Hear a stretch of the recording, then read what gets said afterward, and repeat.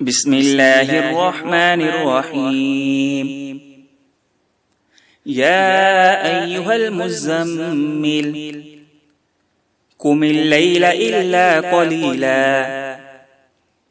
نصفه أو انقص منه قليلا أو زد عليه ورتل القرآن ترتيلا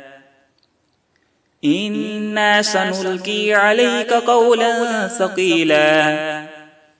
إن ناشئة الليل هي أشد وطئا وأقوم قيلا إن لك في النهار صبحا طويلا واذكر اسم ربك وتبتل إليه تبتيلا رب المشرق والمغرب لا إله إلا هو فاتخذه وكيلا واصبر على ما يقولون واهجرهم هجرا جميلا وذرني والمكذبين أولي النعمة ومهلهم قليلا إن لدينا أنكالا وجحيما وطعاما ذا غصة وعذابا أليما يوم ترجف الأرض والجبال وكانت الجبال كثيبا مهيلا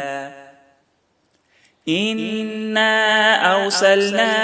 إليكم رسولا شاهدا عليكم كما أرسلنا إلى فرعون رسولا فعصى فرعون الرسول فأخذناه أخذا وبيلا فكيف تتقون إن كفرتم يوما يجعل الولدان شيبا السماء منفطر به كان وعده مفعولا إن هذه تذكرة فمن شاء اتخذ إلى ربه سبيلا إن ربك يعلم أنك تقوم أدنى من ثلثي الليل ونصفه وثلثه وطائفة من الذين معك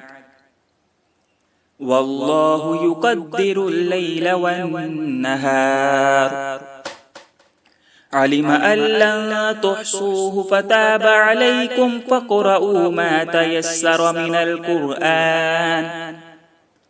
علم أن سيكون منكم مرضى وآخرون يضربون في الأرض يبتغون من فضل الله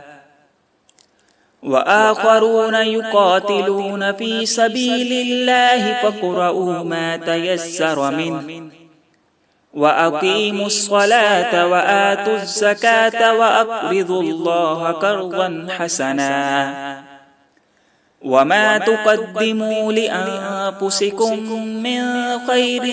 تجدوه عند الله هو خيرا وأعظم أجرا واستغفروا الله إن الله غفور رحيم.